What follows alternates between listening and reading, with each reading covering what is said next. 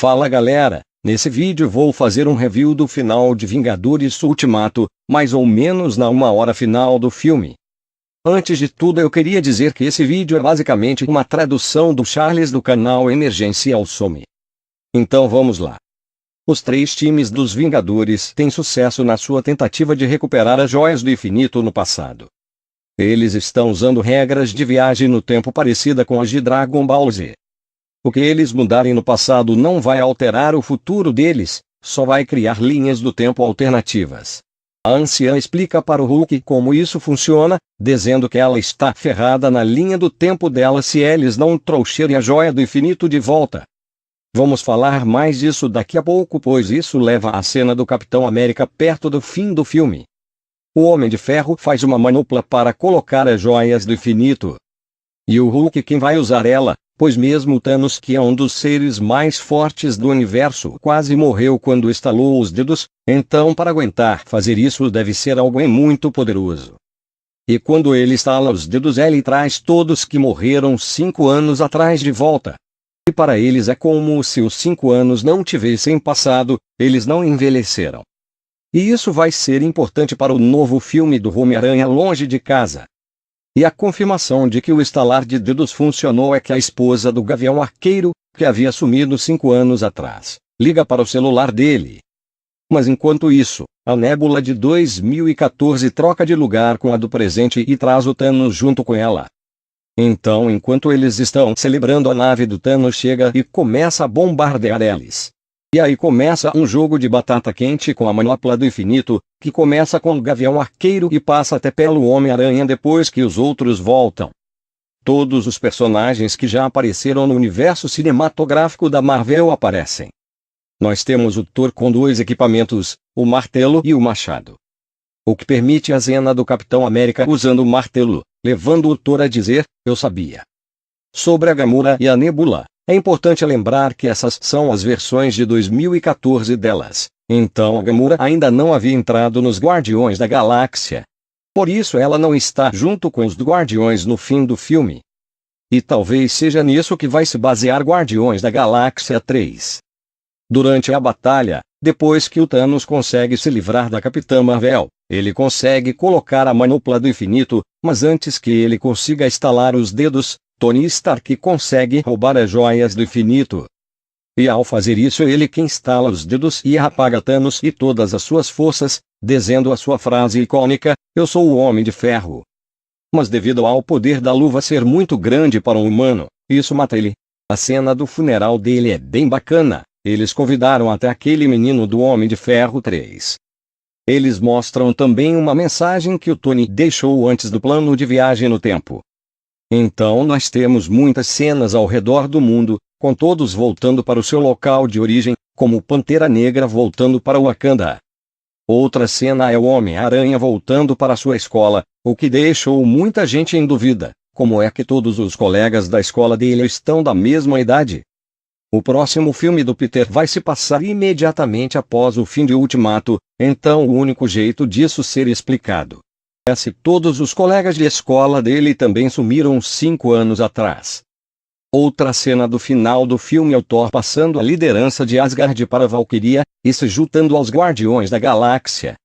Eles têm uma discussão sobre quem vai ser o líder dos Guardiões da Galáxia, pois Thor era o rei de Asgard e é o membro mais poderoso dos Guardiões agora, e o Senhor das Estrelas fica um pouco intimidado. Temos também a versão de 2012 do Loki que desaparece com o Tesseract. Lembre-se, isso não altera nossa linha do tempo, só cria uma linha alternativa. Então, se em algum filme novo aparecer o Loki, vai ser essa versão que fugiu com o Tesseract, e não aquela que morreu em Vingadores Guerra Infinita.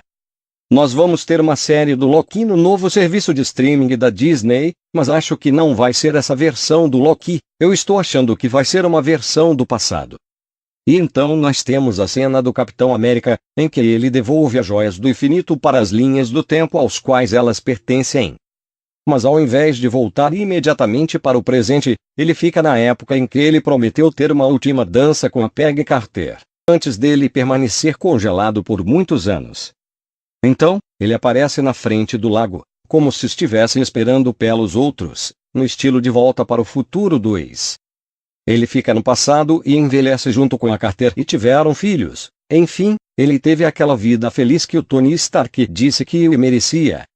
Ele se recusa a falar sobre o anel no seu dedo, mas todos sabemos que ele se casou com ela. Ele traz um escudo totalmente reparado e o entrega ao Falcão, passando assim um manto de Capitão América para outro. Provavelmente nos próximos filmes vamos ver o Falcão usando o escudo. O importante é lembrar que o Capitão não está morto no final do filme, mas provavelmente qualquer contribuição dele nos próximos filmes vai ser no estilo Stan Lee, só algumas participações rápidas, como dizer algumas frases inspiradoras para os novos Vingadores. Muita gente está com dúvida como é possível ele estar nos dias atuais, se ele não já teria morrido hoje em dia. Mas o que aconteceu provavelmente foi o seguinte. Ele viveu junto com a Peggy até ela morrer, e então ele usou o dispositivo do Hank Pym e voltou para os dias de hoje. A Viúva Negra da nossa linha do tempo infelizmente não é revivida, pois sacrifícios na Pedra da Alma não podem ser revertidos. O professor Hulk até explica que quando estalou os dedos, tentou trazer ela de volta, mas não funcionou.